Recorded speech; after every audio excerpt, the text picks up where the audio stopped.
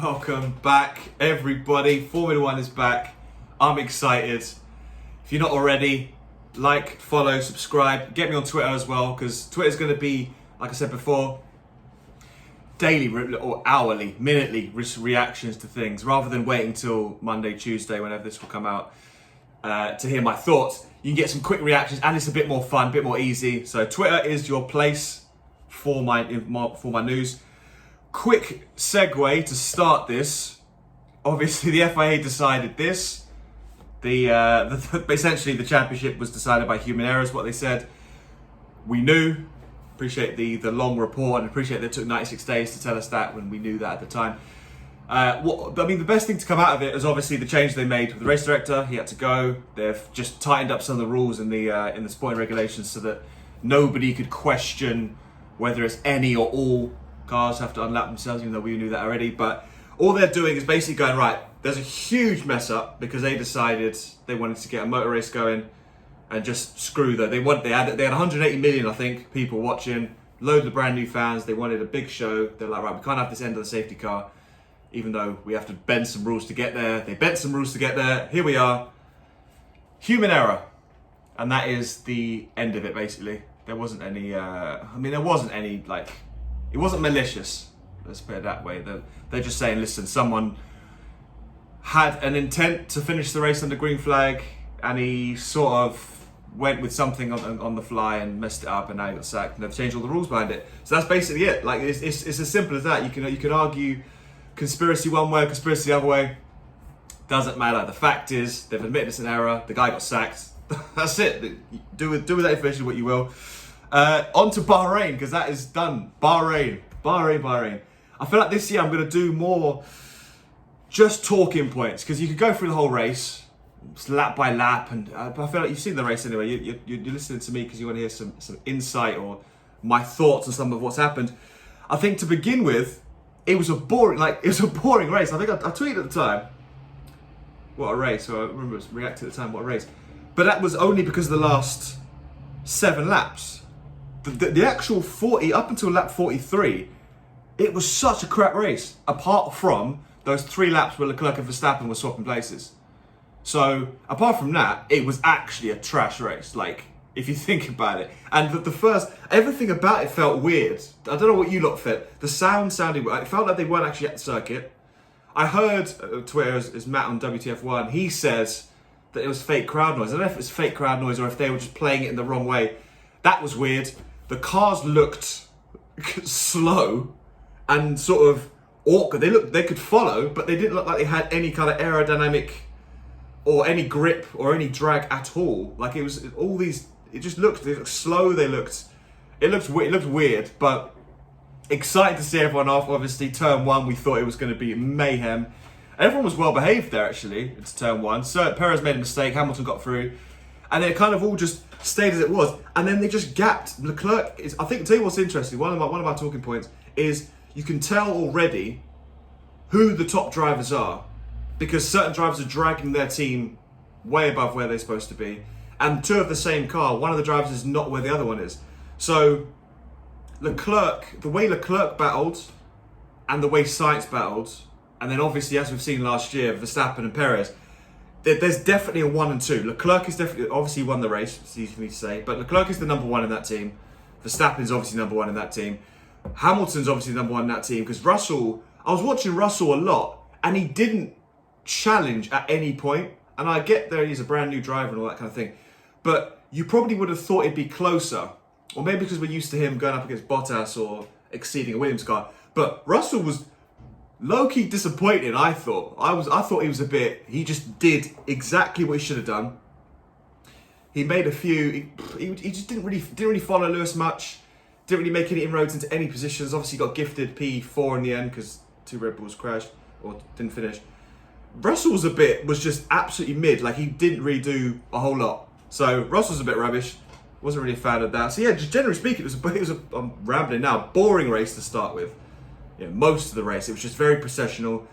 Obviously, the pit stops did energise things. Verstappen's slow out, well, he reckons it was slow out laps, and then him and Leclerc going wheel to wheel was exactly what we all knew can happen, because it has happened before in Silverstone in Austria. So we've seen this kind of thing before. And we know that they're the same kind of driver.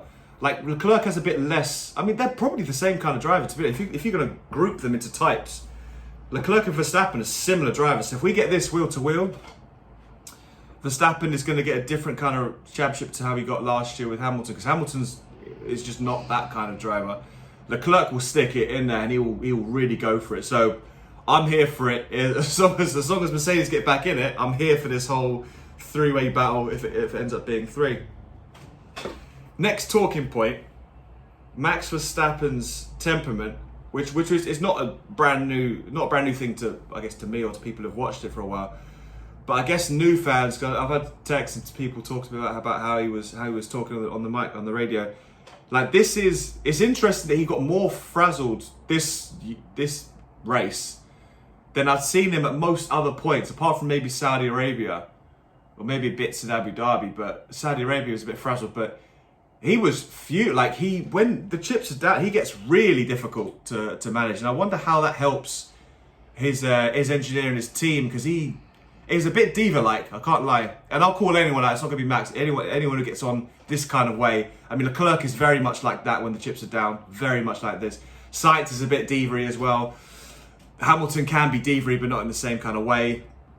It's very interesting to see Max in that kind of situation. And obviously, given how much Charles put it on him over those 3 laps, he set him up with the DRS. He even said after the race, set him up with DRS, overtook, re-overtook. So I'm here. Listen, I'm here for Sainz. I'm here for Leclerc Verstappen. If they go wheel to wheel, as long as we get some other people involved, because Sainz and Perez were just not involved, and obviously the Mercedes weren't involved either. But though, yeah, all those guys need to get involved, and then we could have 6. We could go back to 2012 days, 2010 days. We've got like 6 drivers going for it, and that's essentially what we need. I say we, the Formula One community. I think that's what we need. Now, Ferrari, obviously they won the race, but I think the key that everyone's working out is their engines look way superior to Mercedes. Now, obviously, the bottom 6 in the actual classification at the end were all Mercedes engines. And they not only were they bottom 6, they were bottom 6 by a distance. McLaren, Aston Martin were just horrendous. Like those two just didn't even. I don't even know what they were even doing out there. Williams were always kind of bad. You know, they've always been. They've not really made great steps then. But Aston Martin had so much pride. I mean, McLaren led testing at one point in Barcelona. I don't know where they've gone. It looked like they were in a different race. Like those bottom 3 teams looked like they were in a completely different race than everyone else. Like they were so far adrift of everybody. It's a joke. Like the top 5 teams were all kind of like in some kind of a race, and then those 3 at the bottom were just absolutely nowhere. So that's more of a concern. I guess more of a concern for Mercedes engine power, because obviously Mercedes themselves struggled, but obviously they've got 2 world-class drivers, and they were higher up the grid to start with. And I guess they probably just figured it out with how they put their engine into the car, but there's big issues. If Ferrari power, like with Alfa Romeo and Haas being all the way up there, P5, P6, and P9, P10, like some of these guys are like, if we're seeing, I mean, I was watching the Haas and the Alfa Romeo dragging the Mercedes, and the Haas was like right there. On the Haas, actually, I've got a stat. I've got a stat on Haas, right? I couldn't believe it. I knew the gap had obviously shrunk, but I didn't realise by how much. 2021 qualifying, obviously Haas were absolutely nowhere. They didn't make it out of Q1. They did a 32.4 in their Q1 session. And Mercedes' best time, which is Hamilton in P2, was a 1:29.3. So that's about just over a 3-second gap between Mercedes and Haas in qualifying 12 months ago. Fast forward 12 months, when you have 12 months to work on the cars, Haas have got that down to half a second. So they've found 2.5 seconds over Mercedes. Like I mean, we all thought that Haas were done, absolutely done after testing. They couldn't get any running. They came late to Bahrain. They did some last minute testing and they turned the engine up to do some fast times. But Haas are there. Like Haas are like they've got a good. The car looked good. I mean, now I'm thinking they need better drivers than what they have. I mean, Magnussen's outstanding. Magnussen is definitely driver of the day, star of the weekend. But Magnussen and Mick Schumacher are going to need to get a move on because they've got a car that can be on the podium at some point. Like, Haas are going to get a podium. Bank it on me. Take this as gospel. Haas are going to get a podium at some point. Because the way this car is, it looked a good car. It looked really a good race car. It looked quick. It battled a bit. Magnussen had the pressure on Hamilton for a couple of laps, which you would, normally, they just drive away from Haas. Like I said, 3 seconds a lap in absolute peak performance. Race pace is like 2 or 3 seconds last year. 2 or 3 seconds every single lap. So forget about even catching up with Mercedes. And now, Haas and Mercedes are kind of like close-ish, which tells you how far... It's a twofold thing, because obviously Mercedes have taken a step back, but Haas have taken about 10 steps forward. And now all of a sudden, they're leading. Okay, they're not quite leading, because I'd say Mercedes are there. But the midfield they're at the top of the midfield, and they've gone from absolute stone dead last, 3 seconds adrift, to top of the midfield. So, I don't know. I guess we'll see how that one develops. Kevin Magnussen, if we could talk about Kevin Magnussen, I was talking about the difference between drivers, right? So if you look at the qualifying, the starting grid, everyone's kind of similar. Obviously, Ferraris both next to each other, Red Bulls next to each other. Mercedes, Russell made a mistake on his lap. He'd have been up higher. The Alpines are kind of in the same kind of ballpark. But Magnussen to Schumacher, at one point, certainly in the race anyway, Magnussen was up in P7, Schumacher was in P14, and everybody else, all the other teammates, were within 1 or 2 positions of each other. So Magnussen, after being out for a year, he did other types of racing, so he's not been sat on the sofa with his feet up like Hulkenberg. But Magnussen's come back into Formula 1 and finished 5th in the race. I'm still trying to take that one in. Everyone's talking about Ferrari back and Ferrari back. I will get onto Ferrari in a minute.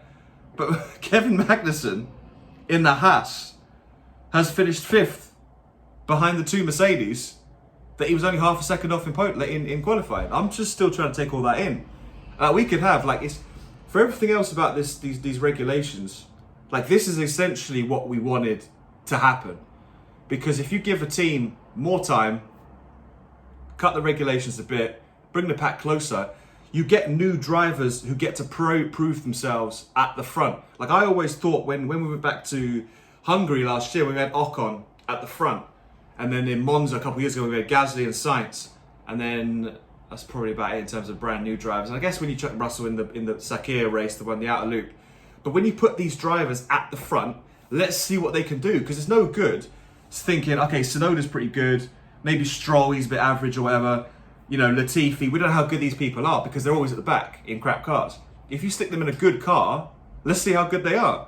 And then you put Magnussen in a decent car. Decent, I don't know how decent it really is. He'll come 5th. You put Ocon in a decent car or in a position to win the race. He leads the race from start to finish in Hungary last year. So I want to see more of this. Even if I'm a neutral or not a neutral, I want to see more drivers have a chance of being near the front. And let's see if they can battle with Hamilton. Let's see if they can battle with Verstappen and Leclerc. So I think that's going to be the interesting thing. That's going to be the key that's carried over from testing that I think is going to define the season. Because obviously now the order's been jumbled up. It is Bahrain, so obviously you do all the testing there, practice, qualifying in the race. So we've done loads in that desert track. Now we're going to go to another desert track in Saudi Arabia, even though it's a street track. Then it's going to be Australia, then we're going to go around the world. So the championship is going to develop so fast outside of this racetrack now, because we've done all this they've got all this data about Bahrain's track. All the bumps, all the tight turns, the 1.5 long straights. Now we go to a different track completely. They're going to have to relearn every single time. So we could get next week a completely different outcome. I think Ferrari are the best team, and depending on what Red Bull's issues are, they'll figure that one out. And then Mercedes and the rest of them, I think the rest of them probably don't believe they're there, so they might struggle. So that's one thing I will note about the midfield.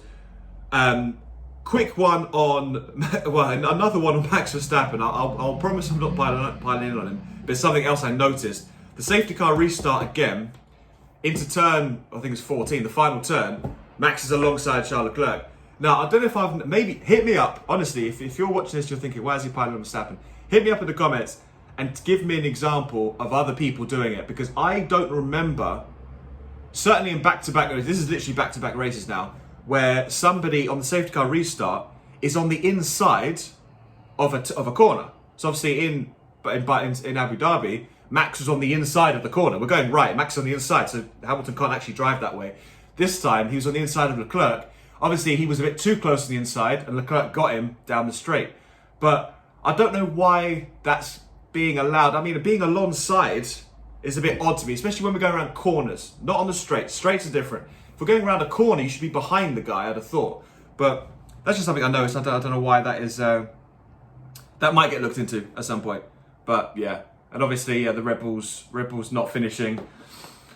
It is what it is. I mean, the car didn't look good from the beginning. Max was complaining. He always does do that, though. He does complain about something on his steering wheel, and it just magically is okay. He's done that a lot. I think you'll notice. There's been a lot of times back in the day where he'll think the car's broken, but the car's absolutely fine. But this time I was like, at the beginning, he was talking about engine braking, and he had to call the brakes, and it sounded like nothing. But obviously the car broke down at the end, and then Perez's car broke down on the last lap, and handed Mercedes a podium position, which they didn't deserve. Mercedes, talk about Mercedes and Ferrari. Mercedes were trash all weekend long. I mean, I think it's Q2 or FP3, one of those sessions where they got close, and I was thinking, okay, maybe they were sandbagging. Nah, Ferrari were the ones sandbagging from day dot. Ferrari have led every session, or led most of these sessions from testing. They were the team sandbagging. Like, they had about 2 more seconds in hand. Red Bull had a bit more, but everybody else was maxed out. Like, some of these testing times were these teams' best efforts, and normally that's not the case. So Alpine had a pretty good one. Alpine, Haas, Alfa Romeo, AlphaTauri, they maxed out testing and they're like, okay, this is our best effort. Okay, that's where we are. Ferrari and Red Bull were like, we'll hold some back. Mercedes were kind of thereabouts. They understood their car more. They're not as bouncy, but yeah, they were. This was the most that I can remember anyway, the most uncompetitive I've seen a Mercedes car. In the sense that it didn't look good compared to the field, let alone to the leaders. Because we've had Mexico, we've had Austria, where Red Bull have disappeared. But that's because Red Bull were exceptional, not Mercedes were bad. Mercedes was still a race-winning car, just Red Bull were a bit further ahead. This car didn't look good even compared to the Haas. If you had Haas, Alfa Romeo, and Mercedes jumping up the grid, I don't know who wins that race at this point. I'm being deadly serious.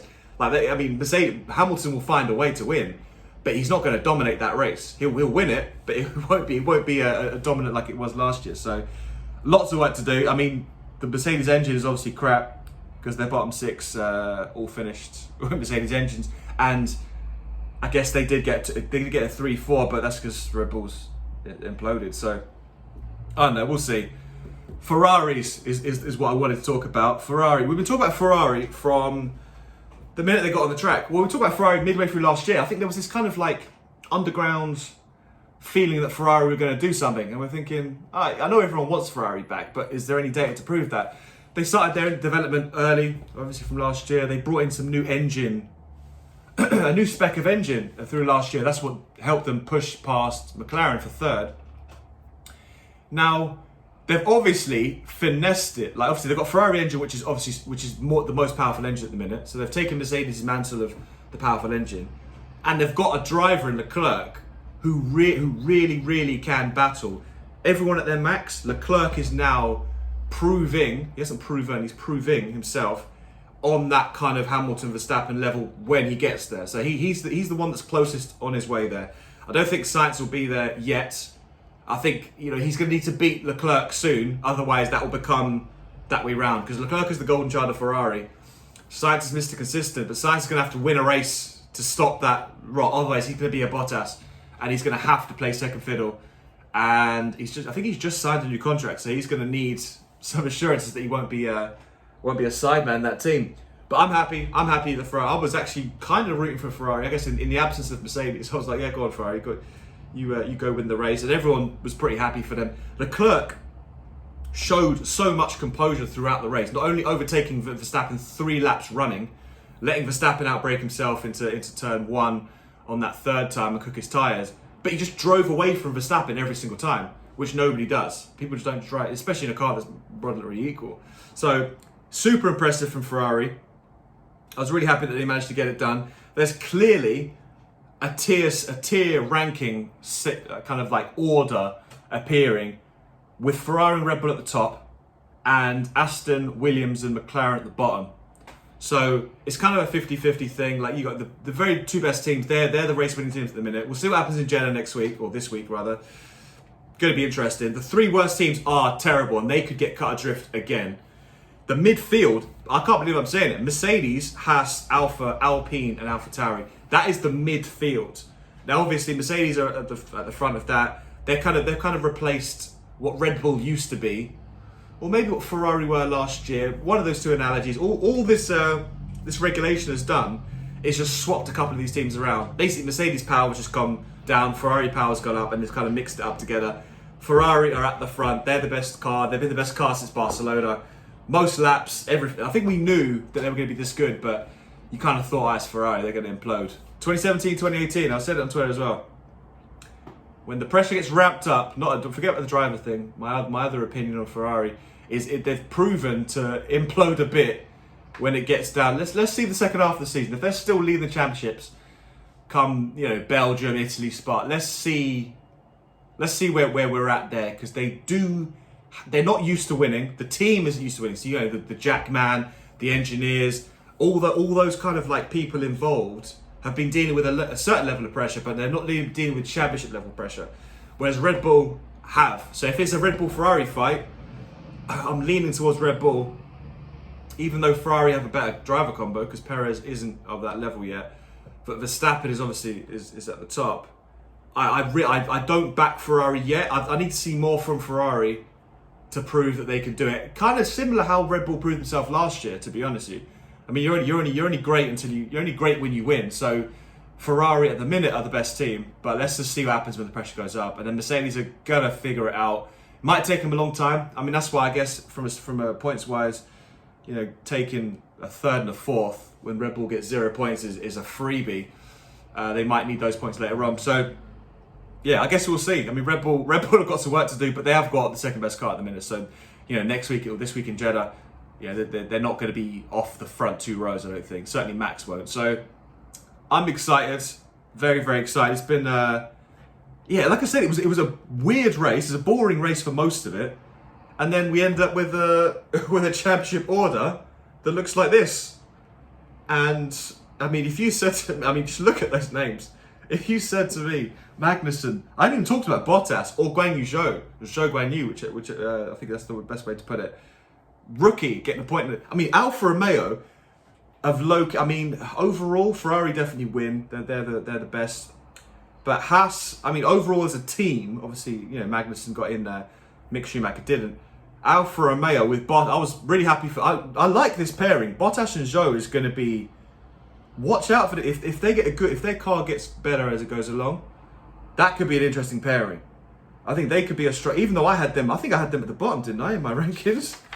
I can't have to remember where I put them. I put them somewhere near the bottom. But yeah, that's going to be interesting. There's a lot of quiet. Ocon and Alonso just quietly got points. Alpine obviously didn't do as bad a job as we thought. Obviously, Gasly retired, so Gasly would have been in there as well. But yeah, obviously Magnussen is the star of the show, and obviously Ferrari have dominated the race. But Alfa Romeo, and especially Zhou Guan Yu, he's my kind of my dark horse. Obviously, the constructors, his is even funnier table. Those bottom four, if you said to me the bottom five were always top half. Depends, obviously Williams have had a bit of time off, but they're top teams. It's always been flipped on its head. Haas and Alfa Romeo, third and fourth, they were by far the worst two teams in testing. So, I don't know, go figure. Ferrari maximum points, Mercedes just picking up points as they go along. Yeah. It's going to be an interesting one this season, clearly. But Saudi Arabia this weekend, I think they've made some changes to the track. They've obviously got a bit of data from last year, but the cars are going to... I'm fascinated to see how the cars go around that track, because the whole point of that track is it was fast, and the cars were going on all the curbs and using all of the racetrack. These cars can't do that. So it's going to be a much slower race and a bit more sedentary, but I'm excited. I'm excited for this whole thing. I'm gassed. But yeah, like I said, Twitter... like, subscribe. If you've got this far, thank you. We're going to be doing weekly, bi-weekly, get more content out, kind of changing things up. I'll do a live. I'm going to do a live watch along for something. I don't know where it's going to be, a practice session, qualifying session, or a race. But I'm going to do that probably on Instagram live, maybe on YouTube live, but I don't know. We'll see. Peace.